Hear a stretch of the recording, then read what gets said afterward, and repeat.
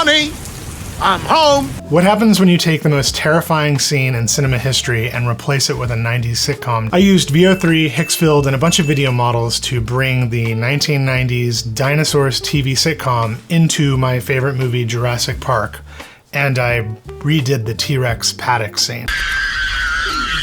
This all started with a comment. So I posted a video on my Instagram and someone replied to that saying, hey, instead of doing this Jurassic Park video, I made a Jurassic Park video. They commented on that and said, hey, why don't you like replace the T-Rex with Dinosaurs characters? And I was like, okay, that's a good idea. I should definitely do that. And then I just sat down at the computer, started prompting, and I lost 8 hours of my life over the holiday break. But it was worth it because I learned a bunch of stuff and I want to share that with you now. So let's get into it. Let's see, where does this start? I'm a fan of Jurassic Park, obviously. Like I know I've shown my shrine in other videos before. But I'm also a fan of the 90s show Dinosaurs, and I have this action figure here. This NECA action figure that I purchased. This is kind of the start of this video. Oh, there goes the tail. Right now, let's take a peek at this whole thing and how it came together so you can see what I did. It's about 30 seconds. I hope you enjoy.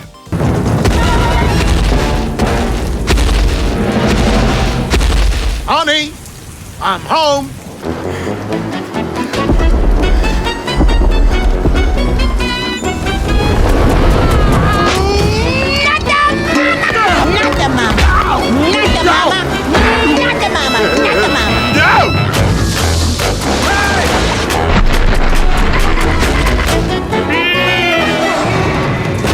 It all started with this because this is the first image of the paddock scene is starting with this. So what I did is it all started with Nano Banana. Again, I've been starting in Nano Banana a bunch. This is where the journey began. I had in Nano Banana within Gemini. So you can use Nano Banana in a lot of different platforms. You can also use it in Higsfield AI, but I'm just comfortable using it in Gemini, so this is where I do my prompts. If you know better ways of doing it, please let me know. So anyway, this is the prompt. So I took the first image of the Jurassic Park T-Rex shot that I generated from my last video. So this is like the basis. And then I took the picture of my toy, this one here, this toy. And then I said, replace the dinosaur in between the cars with the construction worker dinosaur. So that's what I put in there. I need to get better on my prompts. I think a lot, after going through this, there's a ton of magic that can happen in the prompts. But anyway, this is my sort of like stream of consciousness style prompting. It gave me this image. And this image made me feel like it was a toy still. We'll get to that. And then they put some lightning in there. The perspective was wrong. So then I started doing this dance between what I had in my head and then what Nano Banana was spitting out. So, you know, rotate him so he's facing towards the right. He should be in the same direction as the original dinosaur. Remove the lightning. It didn't do that. I guess it moved him to his right. It did remove the lightning. And then I said, rotate him 180 degrees so that he's facing the right. So then it did that. So now I'm just orienting this character. Rotate him so that we can see him from the side, put him between the two cars. Okay, rotate him some more. I want to see him. I want to see the front of his face and I want his tail to be behind the first car. Remove the lightning. I put the lightning back in there. Then it did it. And I'm like, okay, we're getting somewhere. So then I re-referenced the character. I said, improve the character design by looking at this photo again. And then it messed up and it just gave me a photo of the character. So then I started over. I'm like, now take this improved character and place him back into the photo with the same orientation as the example before. So I did this. Now it's getting somewhere. So like this actually looks a little more like Earl. He's not in the right position, but he's blending a little better. And so at this point I'm getting a little excited. Place Earl behind the cars. All right, so I did that, right? Put him between the two cars, make him twice as large. And now we're getting somewhere. This is a pretty decent looking image. But once I saw this image, I was like, this is a good starting point. There are a couple issues with it. Obviously because the toy has like joints, you can see like the articulation lines and like it's a toy, you know? And so you can see that in the image. There's like a bit of articulation lines here, like on the wrists. So anyway, I took this, I went to Photoshop, and this is kind of where I was. I started playing around with the impact mud, the one I wanted him to be touching the mud. So I did that right here just by selecting this. I did a generative fill and said, add mud around the feet. Not only did it give me this mud, but it gave me this nice reflection. I felt like, okay, he's actually in the space, you know, which is great. Yeah, I removed the wrist lines, as you can see, and then I also dimmed the eyes a little bit so they would fit a little better, because they were looking a little wonky. And for comparison, so like I started with this toy and I ended up with this, which looks pretty good, but it's not done. I went to Flow, and this is VO 3.1, and I did a simple prompt. I said, the dinosaur is standing between the cars. The character says, honey, I'm home. The cars are still and do not move. They stay still. The cars are in park and not moving. Rain is falling. So this is what it gave me. Honey, I'm home. All right, so there's some issues. Like, it gave him a T-Rex snout. So that sent me off this journey to learn about character design, character consistency, and so on. And you can do a lot of that in Nano Banana, like I showed you here, like with this prompt. You know, I gave a character reference in my prompt so that you could see it. You can actually give a ton of character references. So for example, at one point I was like, okay, I need to get more character dynamics. So I just created a folder with a bunch of different Earls.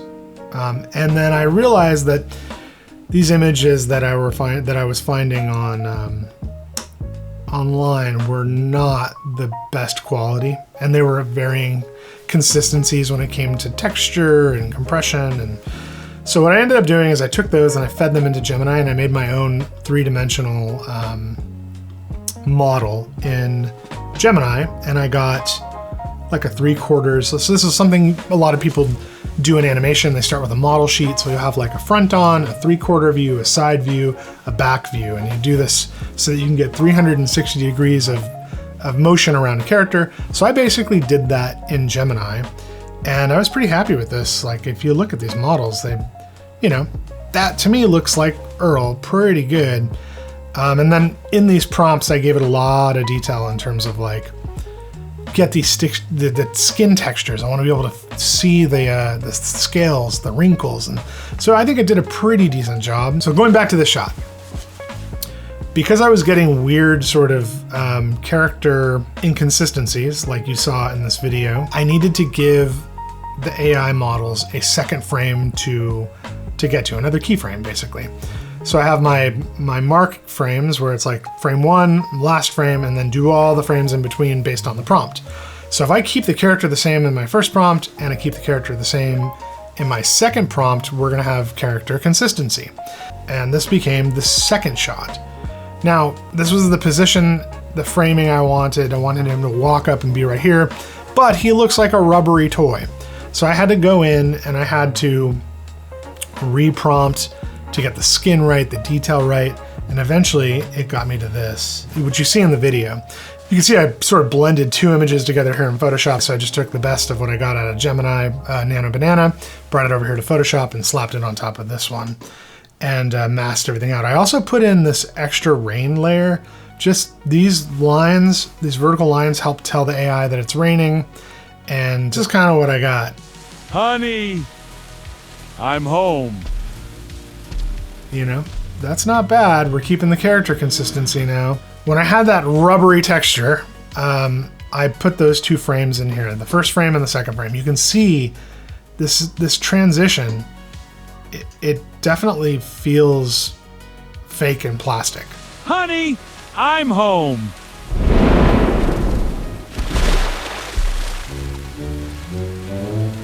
Honey. But the motion was right. The rain was right. This is where I saw things start to turn, and Seed Dance was going to be the hero of this video. Seed Dance 1.5 Pro was the main model I think I used on most shots. There's a few other ones. But what I realized is I needed to get skin texture. So I uploaded this photo. This is the first shot, you know, the one that we've been looking at. And I just said, improve Earl, the dinosaur's skin texture, give him some sheen and glisten from the rain hitting his skin, add more realistic wrinkles and blending in the shot. Then it gave me this, and I was like, all right, that's gonna be good. The AI is gonna be like all over this, I think. In retrospect, looking at this, I probably would have got rid of these little like sparkles around him. I know that's like rain impact flying off, but if I were to do this again, probably removing that and just prompting that in the video would have been a better call, but didn't know until now. So I took that, and now because I have this really nice skin texture on the first shot and the second shot, I was able to blend these two much better, and it gave it a realistic looking vibe, which is what you get in the final shot here.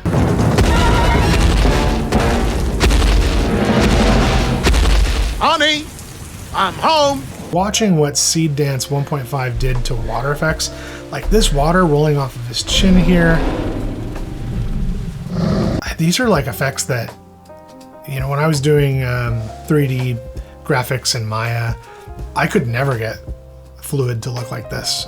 Maybe that's my skill level or the tools of the time, but I'm so impressed with what it did with the water. And at one point I had a shot, this shot here, without water. But then I went back and I redid this shot to have water because I was like, we need water so that it would look, instead of like that, it would look like this.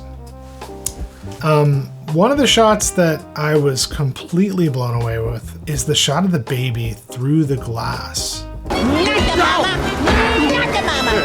So this one looks amazing. And all I did was I fed it a reference frame of the baby with its hands on the glass, like this. And then I put it into, this model was WAN 2.5 fast. And then I gave it a handheld video influence. So with WAN 2.5 in Higsfield, they have different camera presets, so you can do camera moves, and they have like dollies and jibs and all sorts of stuff. I picked the handheld one, and I wanted to sort of like pan into him. And so this is the prompt I used, and you can see the prompts are getting like a lot more specific. Let's see what I said on this one.